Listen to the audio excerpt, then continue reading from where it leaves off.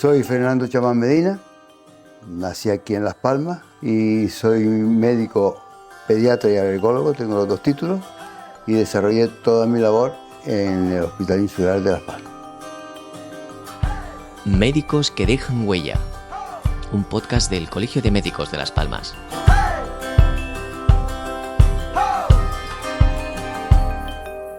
Bienvenido, Fernando, gracias por estar aquí, gracias por venir.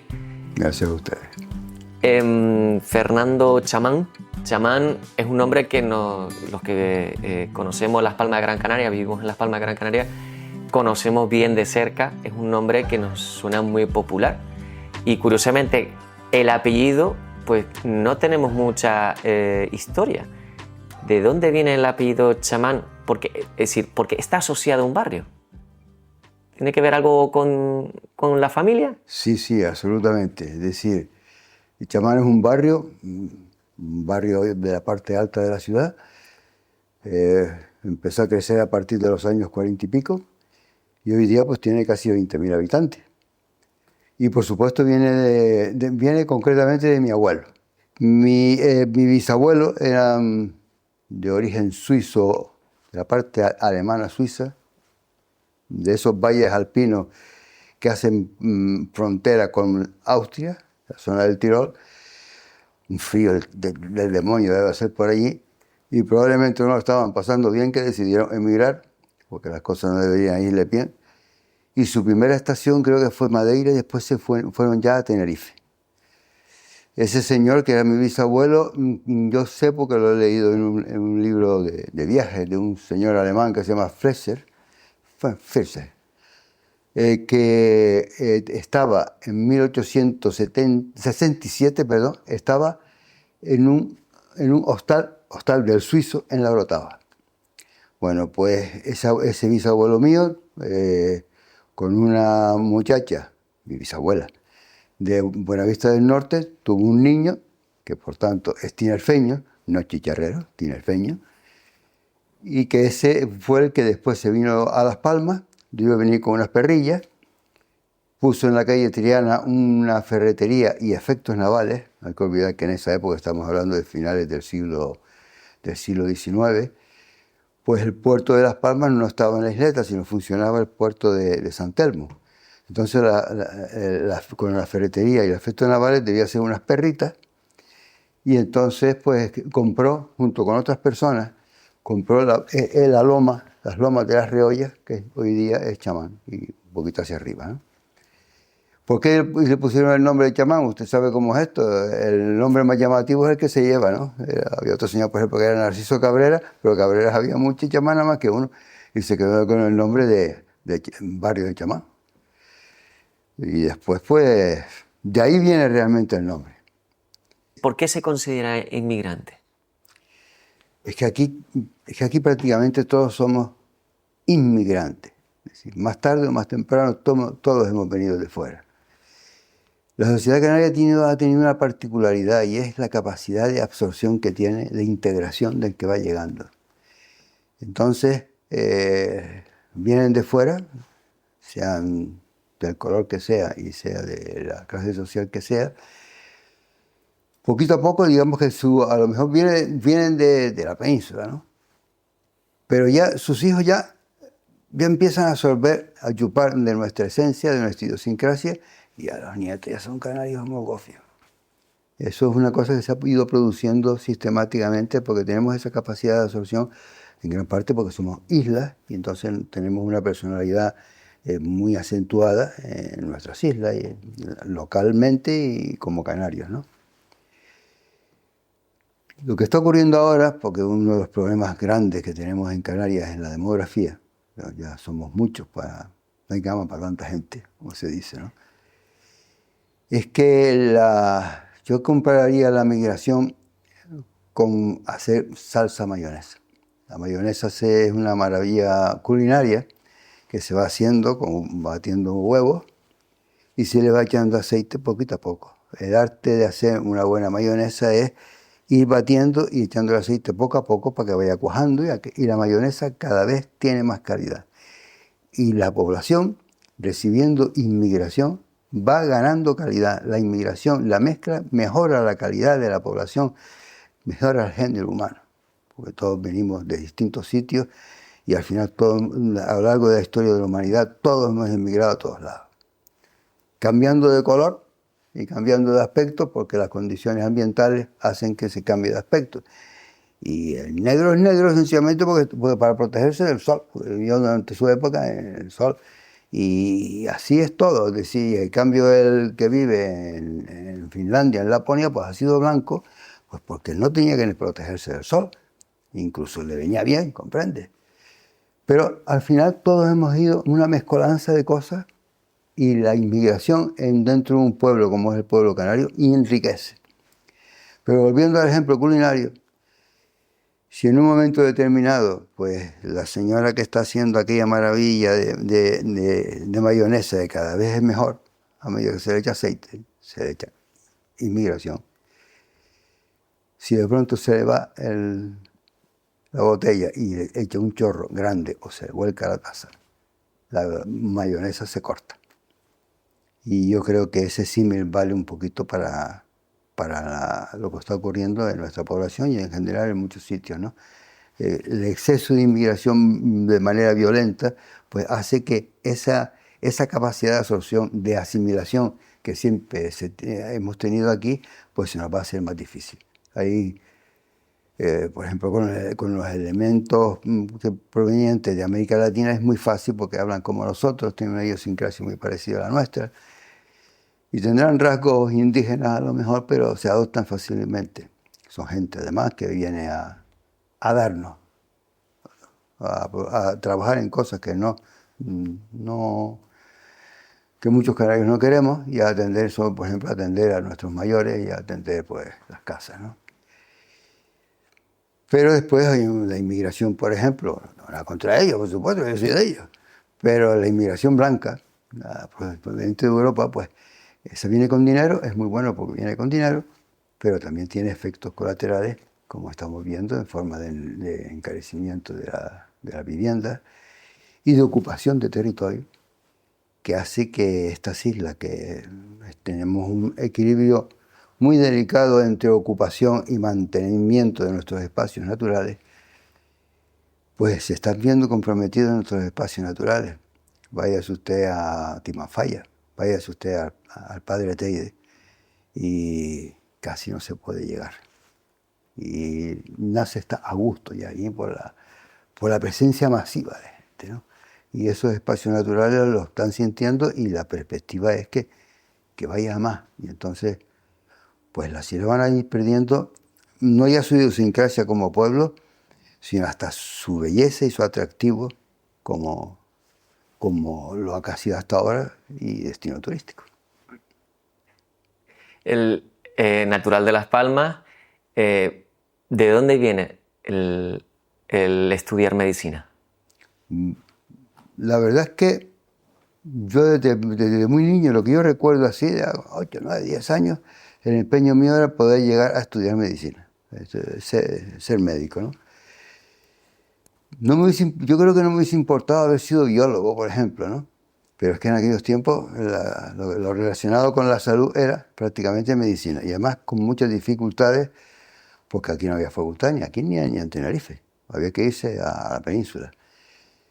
Entonces, pues conseguí la calificación suficiente en el PREU como para poderme ir a estudiar a la península, con becas del Cabildo y con el sacrificio de mis padres y de mis hermanas, que por aquellos tiempos no eran precisamente fáciles.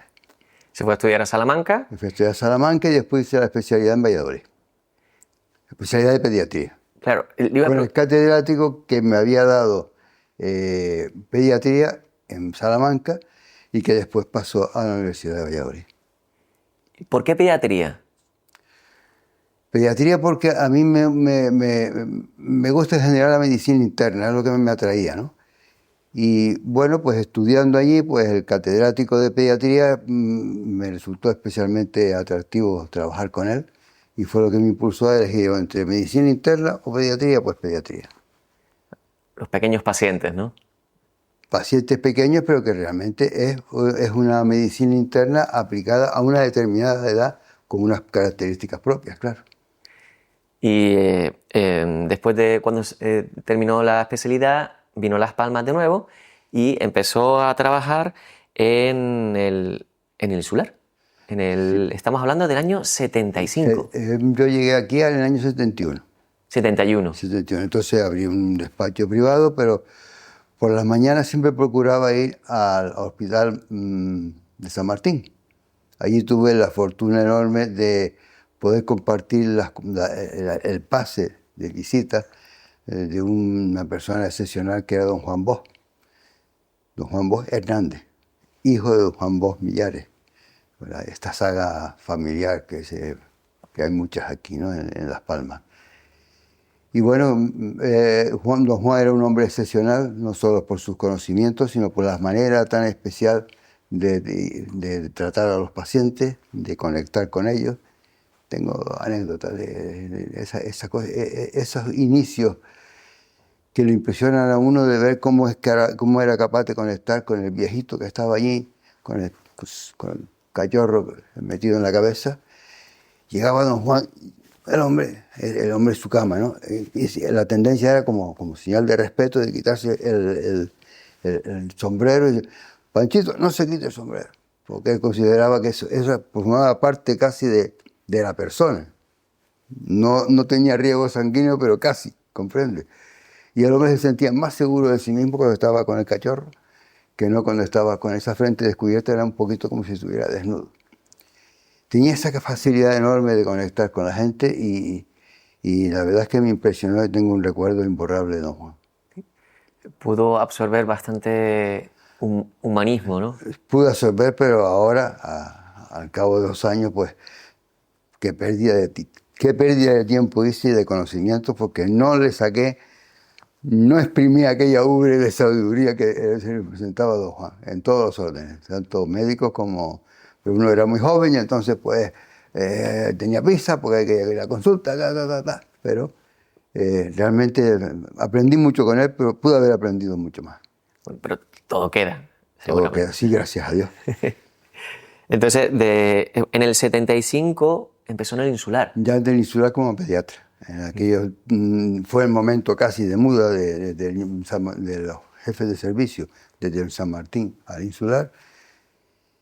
Mi jefe era don Joaquín Vega, un pediatra veterano y sabiendo un montón de pozo y reposo que le daba la práctica.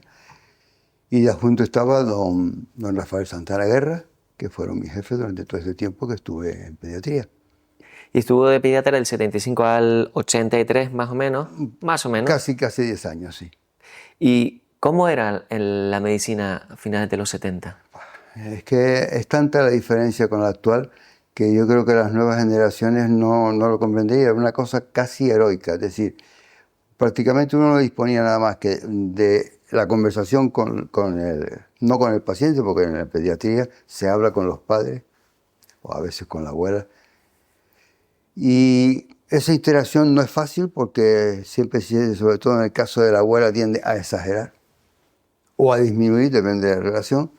Y después observar al niño, el niño también cuenta, tienes que tratar de conectar con él, pero sabiendo que es un niño que no te va a responder adecuadamente. En este caso, además, aparte de la anamnesis, o sea, del interrogatorio, es la observación del niño, hasta nada más sin tocarlo, además que ver cómo está, cómo respira, cómo no respira, cómo se comporta, cómo no se comporta, y luego pues disponía nada más que de las manos y de la ocultación, prácticamente más nada. No, prácticamente teníamos pues radiografías para los casos en que hacía falta una radiografía, que eran además radiografías de muy poca resolución. No disponíamos, por supuesto, de esa maravilla que se tiene hoy día, que es la ecografía, que es algo para mí, a la vista actual, pues completamente nuevo y que ha facilitado muchísimo las cosas porque es inocua, como se dijera. Había una medicina muy paciente, pero claro, el paciente en este caso casi no podía expresar, ¿no? El pediatra es una cosa muy especial porque hay que conectar con el niño, pero a través de otra persona. Y normalmente es una persona que está muy preocupada, pero que en la preocupación del padre o de la madre, pues también hay que interpretarla. Hay gente que es muy se deja ir tranquilamente, y otros que exageran, tienen ciertos niveles de hipocondria, y entonces pues hay que saber, enseguida uno más o menos, después con muchos años de práctica, pues uno sabe por dónde van a ir los tiros. Pero hay que procurar no equivocarse. Y pasado un tiempo, cursó la especialidad de la alergología. Yo siempre, cuando estuve en Salamanca, perdón, en Valladolid, había compañeros que llevaban distintos servicios. Había alergología pediátrica, cirugía pediátrica, cardiología pediátrica, ya en aquella época, estamos hablando de los finales de los 60, y había compañeros con los que trabajé mucha amistad y mucha relación, con que se dedicaban a la alergología pediátrica, y ya tenía un conocimiento un poquito más de lo habitual de lo que era esa especialidad, porque sí, yo trataba fundamentalmente, me gustaba tratar a los niños que tenían procesos respiratorios. Después llega el momento en que se inaugura el Hospital Materno Infantil. Varios de los compañeros míos se fueron para el materno, y pues se habló con el director, y el director me propuso pues crear una sección de alergia que no había en el hospital, de niños y de adultos. Y yo me atreví, pues fui unos meses con Ojeda Casas a Madrid, terminé de preparar lo más básico que pude, y después regresé y me hice cargo de la sección de alergia. Y ahí estuve pues muchos años, casi 20 años. Casi 20 años. En total han sido... 33 años en total en el hospital. En el Hospital Insular, ¿no? ¿Qué recuerdos atesora del Insular? Entonces fueron unos casi 40 años, 33 años. En el Insular. ¿Qué recuerdos atesora del Hospital Insular? El Hospital Insular ha sido prácticamente mi vida, profesional y casi personal, porque ahí se dejó fueron muchísimas guardias de pediatría, eran guardias, no vamos a decir duras, porque al mismo tiempo no había la carga de trabajo que hay hoy día. Había una relación personal muy grande entre los que hacíamos guardias, es decir, yo estaba allí, pero también estaba el internista, estaba el cirujano, estaba el anestesista, estaba el traumatólogo. Y cuando surgía cualquier cosa, pues uno iba y veía trabajar al traumatólogo y veía trabajar al internista, y cogiendo recortes de todos lados, aprendiendo por ósmosis. Y cuando surgía cualquier urgencia, pues ahí estábamos todos a atender lo que fuera necesario atender. Y al mismo tiempo disponíamos de tiempo pues para estar juntos, charlando, esas noches largas que cuando uno ya entra sueño y está uno hecho polvo a las 4 de la mañana, bajan las defensas y entonces empieza uno a hablar de sus cosas personales. Llegamos a una relación, una relación interpersonal grande. Se creaba una serie de lazos y de uniones entre nosotros, que incluso yo diría que llegan hasta ahora. Es decir, hoy ya estamos ya todos jubilados. Tenemos un grupo, hemos creado un grupo que ya hay por 70 miembros de médicos jubilados ya del Hospital Insular, y la verdad es que la relación sigue siendo, no somos simples compañeros, somos amigos. Y en general entre todos nosotros se crearon lazos que hace que hoy día pues sigamos siendo muy amigos, y que cada uno con sus diferencias ideológicas, con sus diferentes maneras de vivir, pero nos queremos un montón. Son todos, me gusta mucho esa palabra, compañeros. Es decir, todos se consideran compañeros. De hecho, tanto así que se han asociado en la asociación. Pero los compañeros, curiosamente, le denominan el compañero. Bueno, es que esa es otra historia. Eso ya no tiene relación con compañerismo, que existe compañerismo entre nosotros. Bueno, uno siempre ha tenido una cierta debilidad en escorarse hacia la izquierda. En su momento yo fui varias veces a Cuba, y sobre todo a partir de los años 90, cuando decae la Unión Soviética, pues Cuba sigue pasando momentos muy malos, pero aquellos fueron momentos especialmente duros, ¿no? Faltaba de todo. Entonces aquí se organizó pues manera de llevarles medicina, alimentos, lo que pudiéramos. Se llevaron guaguas, bastantes guaguas con la colaboración de la patronal, guaguas ya inutilizadas que se arreglaban y se llevaban para Cuba. Y yo en aquella época, yo creo que entre el 90 y el 94, yo creo que fui no menos 7, 8 veces a Cuba, viajes muy cortitos, para, como quien dice, garantizar que se entregaba lo que había que entregar, ¿comprende? Y se entregaba a quien había que entregárselo. En todo ese tiempo, como allí todo el mundo no se trata, aunque era un país comunista, un poquito especial, tiene su idiosincrasia, ¿no? Y no se llamaba entre sí camaradas, sino se llamaba entre sí compañeros. Y yo me acostumbré ahí al compañero, mira compañero, y cuando llego aquí, pues no podía evitar, yo decía, chacho, compañero, y me quedé compañero, que yo creo que hasta hoy día, si me ven por allá, compañero, ven para acá, no me dice Fernando, compañero, y me quedé compañero. Hay muy buen trato entre todos ustedes, entre todos los... Sí, bueno, y hay muy buen grupo. Llevamos ya bastantes años, cada vez el grupo se va engordando cada vez más, porque cada vez al final se va a jubilar, pues casi toda la generación mía ya está lista. Y bueno, organizamos comidas, de hermandad vamos a llamarlo. También organizamos conferencias de gente externa, es decir, por ejemplo, pues nos viene a dar una charla, pues aparte de médicos externos que nos puedan enseñar a todos algo, pues yo qué sé, pues viene por ejemplo un geólogo que nos explica pues, algunos aspectos de la geología de las islas, o como el caso, bueno, hace muy poco vino don Alejarse para hablarnos pues fundamentalmente de la caldera de Bandama y de cómo se originó, ¿no? Y bueno, siempre se organizan actividades de ese tipo, tenemos programadas varias actividades más y más cosas que queremos hacer para que todos los meses tengamos oportunidad de unirnos, a veces vienen 20, a veces vienen 40, y en alguna ocasión, por ejemplo, con paseos culturales como el que se organizó con don Manuel Lobo por la parte vieja de la ciudad, pues fueron 60 personas, ¿comprenden? Entonces, resulta muy agradable encontrarnos incluso con familiares respectivos, que más que bien todos nos conocemos. Hablando de geografía, hablando de un poco las islas, esa es tu segunda pasión. Es decir, las islas para ti, lo digo porque Fernando Chamán, independientemente de médico, en el Colegio de Médicos es muy recordado porque el grupo de senderismo tú lo encabezaste durante casi 20 años. Por el senderismo del colegio, hasta que llegó la pandemia y hubo que parar la actividad. ¿De dónde sale esa pasión por las islas? Bueno, primero que nada es canario y después todo lo demás, ¿comprendes?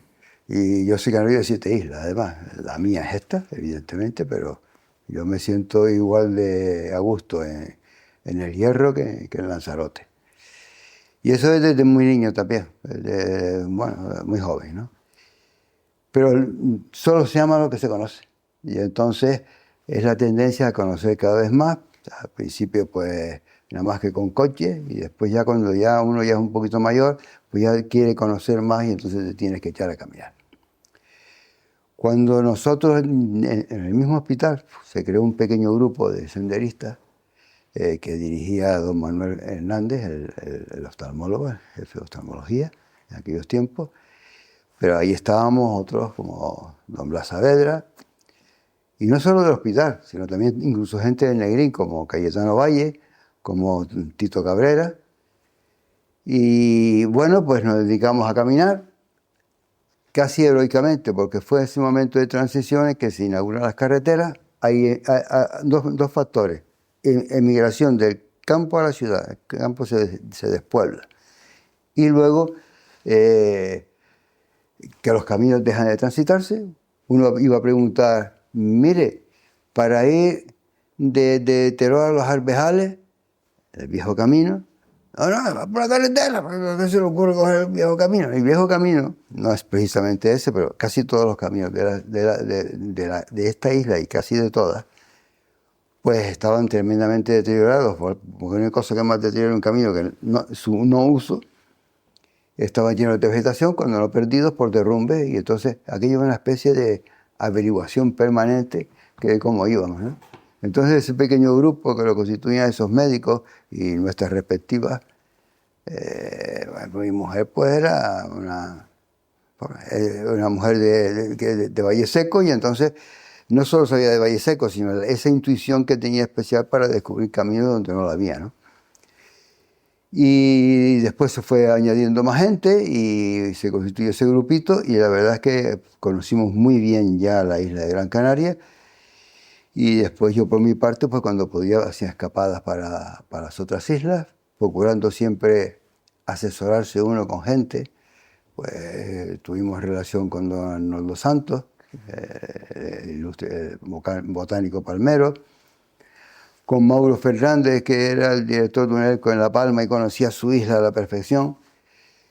Y también procurando pues relacionarse, por ejemplo, con gente que le pudiera uno enseñar, como por ejemplo Jaime y Juan Coello, nietos de don Telesforo Bravo, gente que sabe una barbaridad y con una capacidad además para explicar las cosas, porque es como la geología no es fácil, es decir, es imaginarse, porque es mucho de imaginación, porque aquel paisaje no está constituido de una sola vez, sino de una serie de erupciones volcánicas, una encima de otra, de distintos tipos, porque las islas son de una riqueza geológica tremenda, geológica y botánica. Es decir, las islas son una cosa, estas islas Canarias son tremendamente especiales, no es uniforme, cada isla tiene sus propias características, porque cada una tiene su edad, y marca tremendamente la situación en donde están las islas. La corteza se hunde poco, mucho menos que por ejemplo la de Hawái. La isla de Hawái no hay ninguna isla que supere los 6 millones de años. Las nuestras llegan hasta los 20 y pico millones de años y están ahí, todavía no se han hundido en el mar. Y entonces le da tiempo a construirse y deconstruirse, o sea, erosionarse. Entonces, por ejemplo, pues la isla más moderna actual es el Hierro. Está en plena formación, le queda mucho por crecer, muchas erupciones que tener. Lo podríamos comparar comparándolo con la vida humana, pues un niño de meses. El Hierro. El Hierro. La Palma, pues, también está en plena construcción, tiene mucho para crecer. Tajogaite, yo he tenido la fortuna de ver dos erupciones, la de Teneguía, Tajogaite, maravilloso. Y pues lo podemos comparar con una niña de 7, 8 años, si llega todavía a la pubertad. Tiene mucho que crecer, tiene mucho que, mucho que aprender. De eso se trataba el camino, ¿no? Es decir, porque ha contado Caminar es no solo hacer ejercicio físico, que es lo que en gran parte está pasando ahora, que uno dice, bueno, pues esta gente, yo dentro del más absoluto de los respetos, porque cada uno hace lo que quiere y lo que se le apetece. Pero pisando unas islas como las nuestras, de la riqueza geológica, la variedad de paisaje y la flora que tiene, es como para detenerse y contemplar, seguir caminando y contemplar, porque es cambiante, además es distinto en verano que en invierno. Y entonces, pues, es una maravilla el disfrutarla. Son rutas distintas, es decir, caminando, aprendiendo, observando. Exactamente. Y además hay alguien que lo cuenta, claro. Es decir, hay alguien que transmite esa información durante la caminata, ¿no? Uno siempre procura ir con gente que sepa. Poquito a poco, al final, resulta de que va sabiendo un poquito más, es uno. Y entonces después, con el tiempo, pues, el Colegio de Médicos pues, decidió organizar un grupo de senderismo, y ahí yo enseñé algo, pero yo aprendí más, ¿comprende? Porque ya no era ya el contacto con los médicos míos, con los compañeros, era ya con otras personas de distintas especialidades, de distintas procedencias. Había del Hospital Insular, por supuesto, también, pero había gente de Negrín. Pero sobre todo había compañeros porque era el núcleo duro, eran y son médicos de medicina general, médicos de familia. Y eso para mí constituyó, pues, aparte de la satisfacción de enseñarle lo poco que uno sabe, eso sí, poniendo la mayor pasión y el mayor cariño, transmitiendo el cariño que uno siente por la tierra, ¿no? Aprendí muchos de ellos porque la formación hospitalaria que tiene uno es un poquito cerrada y un poquito sesgada en el sentido de que ya recibes al paciente que ya te ha mandado o que ha llegado por su propio pie, pero ya en cierto grado de gravedad.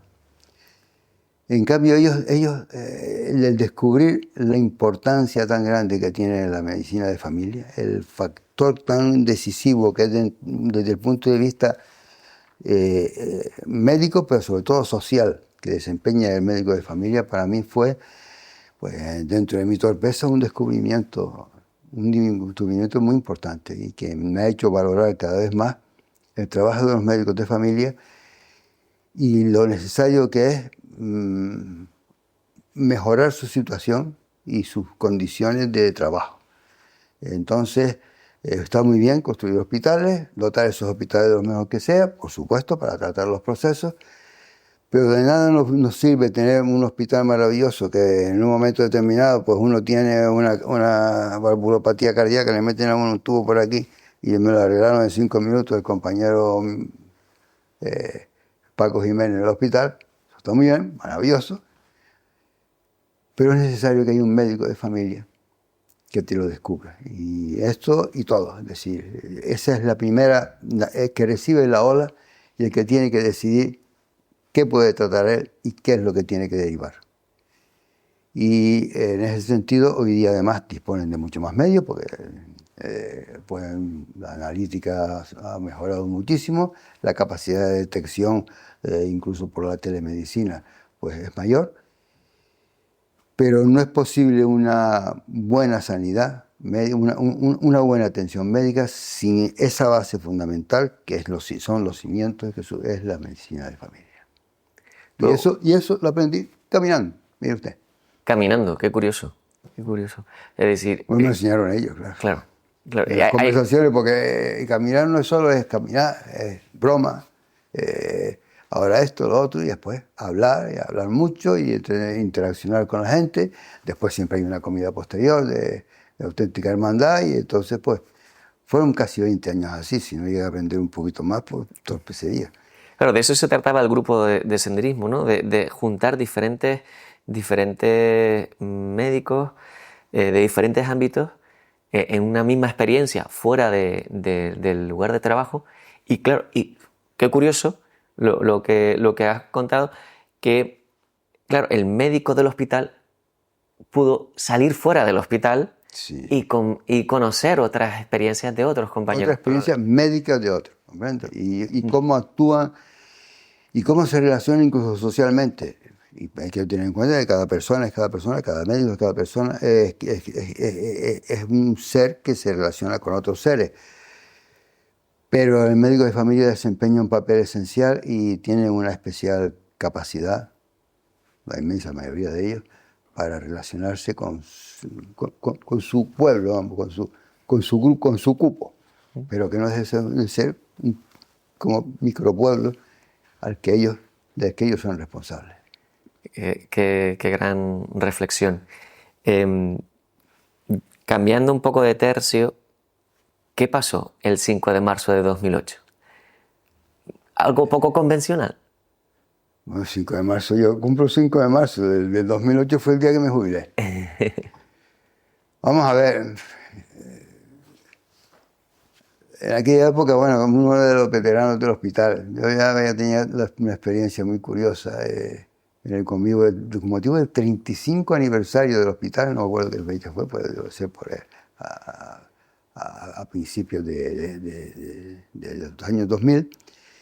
Y entonces me encargaron, el señor director de aquella época, me encarga que diera una charla de cómo era el hospital. Yo me salí por la tangente, no hablé para nada ni de la construcción del hospital, ni del cabildo, ni del tal y el cual. Yo me fui a hacer una especie de parodia de los distintos compañeros.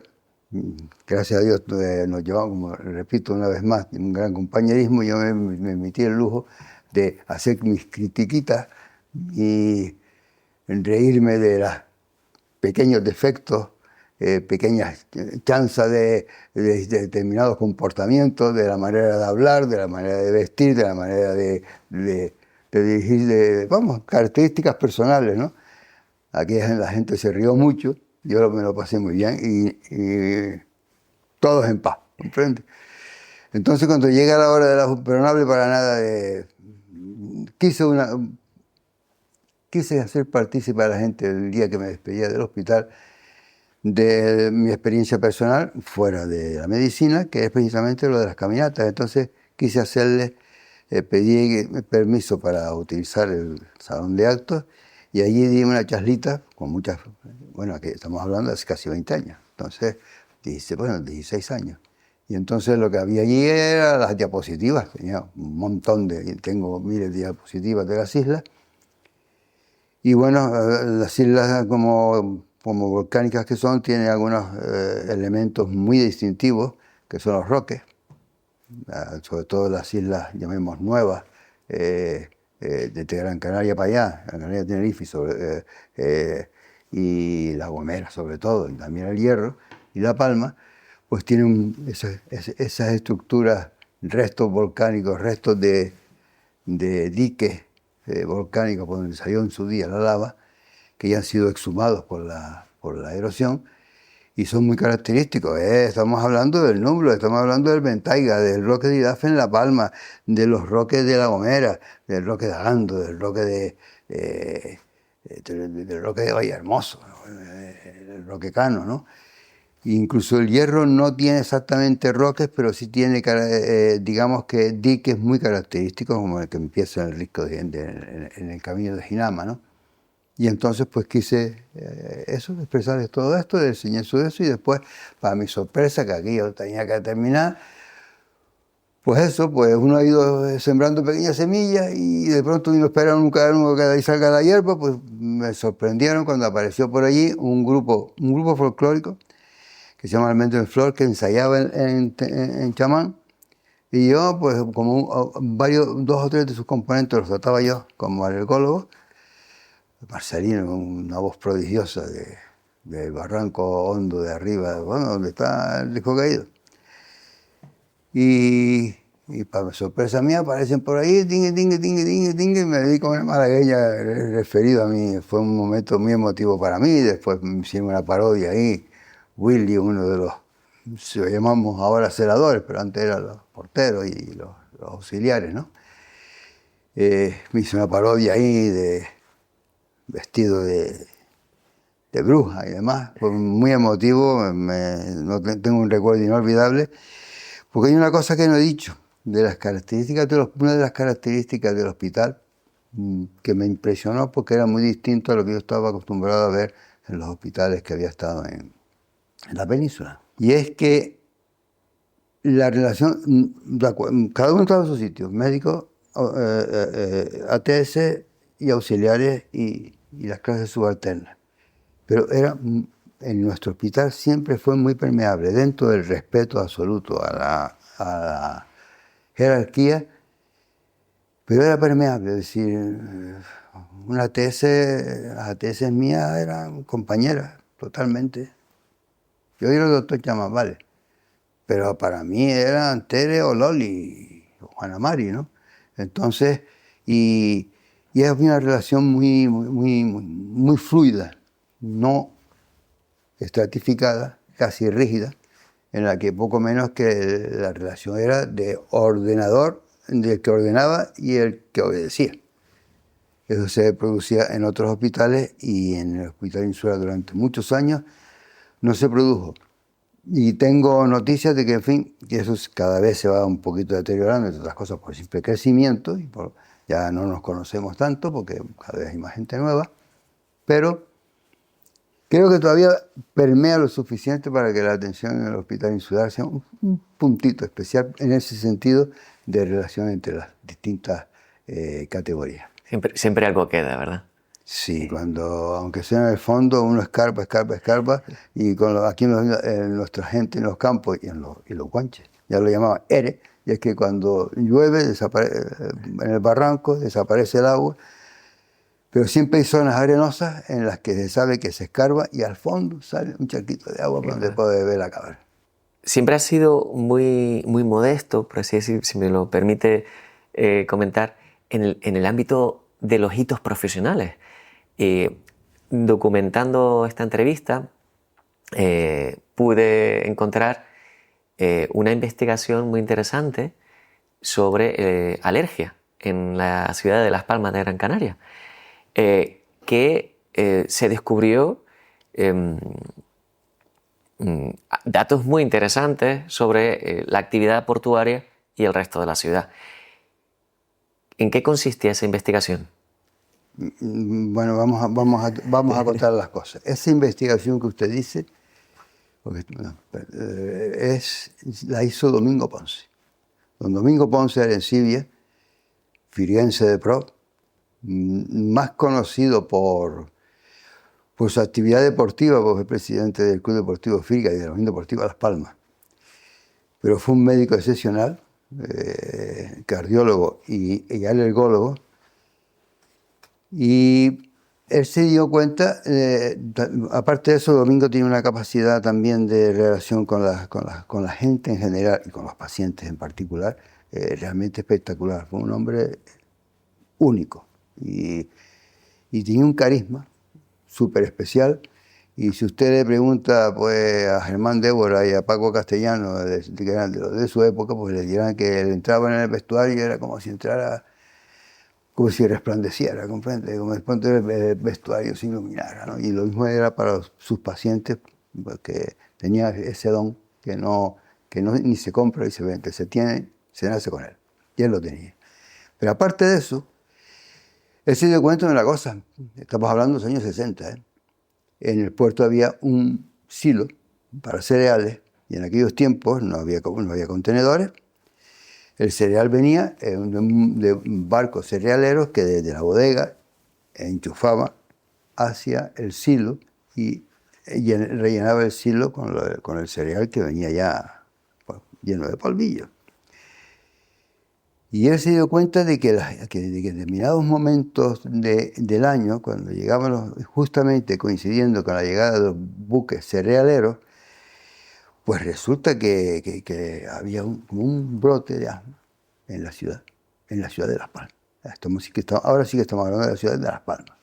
Y es precisamente que eso producía una especie de nube de polvo de cereal. Inhalaban los ciudadanos de Las Palmas y el que era alérgico, no le afectaba a la generalidad de la gente, pero el que era alérgico se acababa haciendo esa tendencia a ser alérgico, a ser atópico, de generar una alergia, pues se hacía alérgico a ese polvo de cereal. Y entonces, pues, fue una investigación además de lucidez, de darse cuenta de cómo eran las cosas, de lo que se refiere al puerto. Que después tiene su relación con todas las cosas que pueden venir del puerto, que no, el puerto no es inocente por el sitio donde está, que el alicio lo barre para acá, lo barre hacia el resto de la ciudad, hacia la catedral, vamos a decir. Lo otro que me parece que se refiere pues a los ácaros. Los ácaros son con mucha diferencia la principal causa de alergia en Canarias.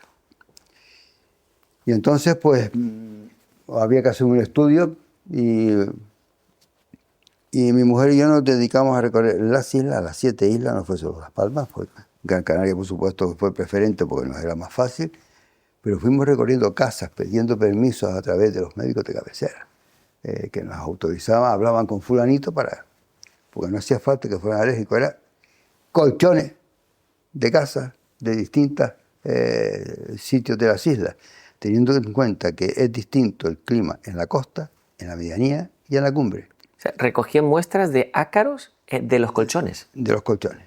De las personas que en sus domicilios. En sus domicilios. Teniendo en cuenta que había muestras de costa, medianía y cumbre en el norte y costa, medianía y cumbre en el sur. Porque es totalmente distinto el clima en Canarias, en las islas altas, totalmente distinto el del norte que el del sur.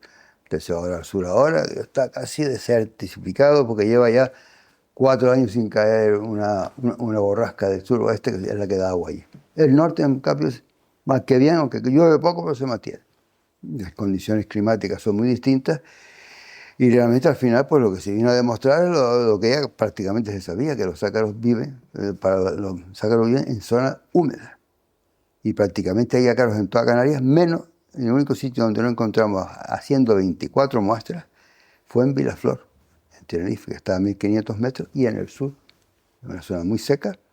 Uno está allí y al cabo de 5 días seguidos y se nota que se le seca la nariz, que se le seca la boca y hasta la piel se seca. Qué curioso, qué curioso. Se mantienen frescos, como se escaman con facilidad, se mantiene, se hace, el propio clima les hace pili y la gente de Vilaflor es joven.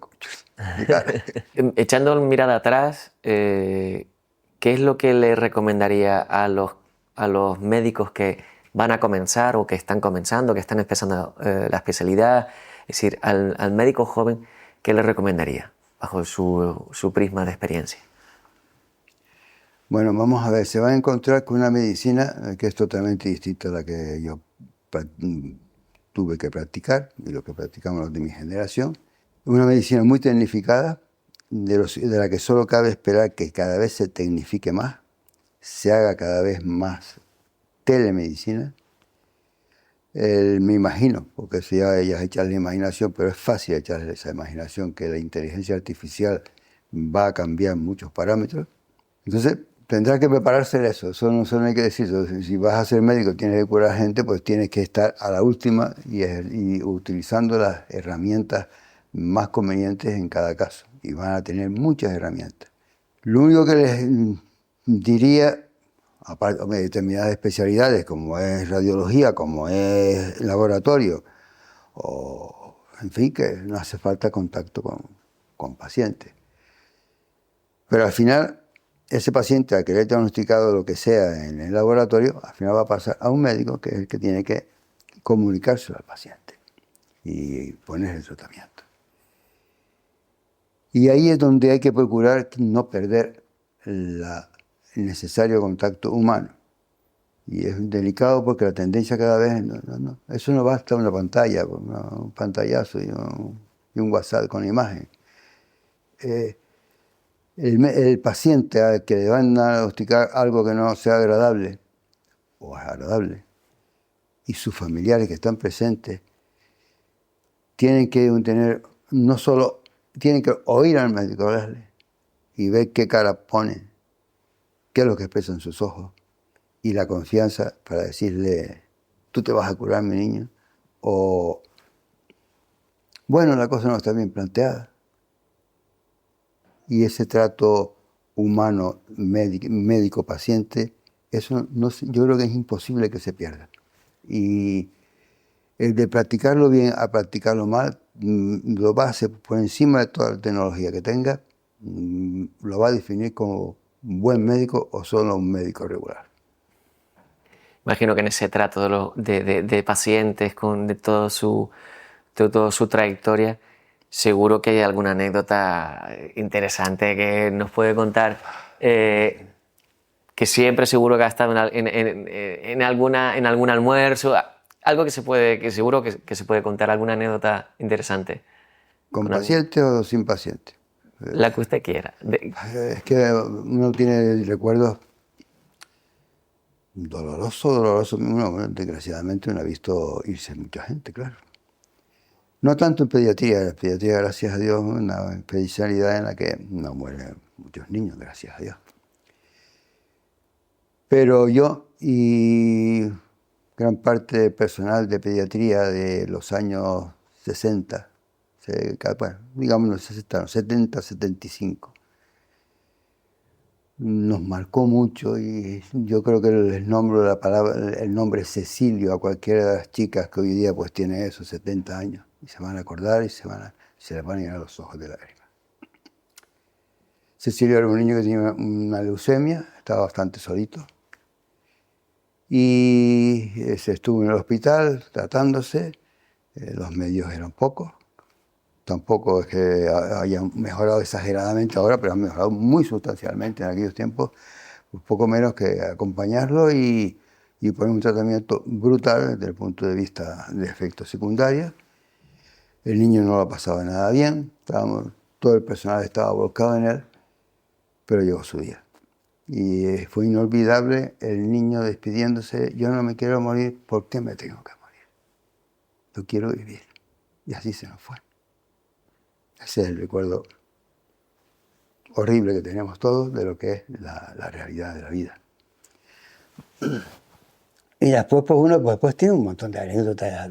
Nosotros estábamos todo el día de bromas en ese hospital, haciendo unas pequeñas, vamos a utilizar una palabra fea, ¿no? Pero haciendo pequeñas, Pero al fin no lo voy a contar porque no era solo yo, éramos un grupo, entonces no tengo ganas de que me vaya a pintar la cara. ¿Por qué contaste eso?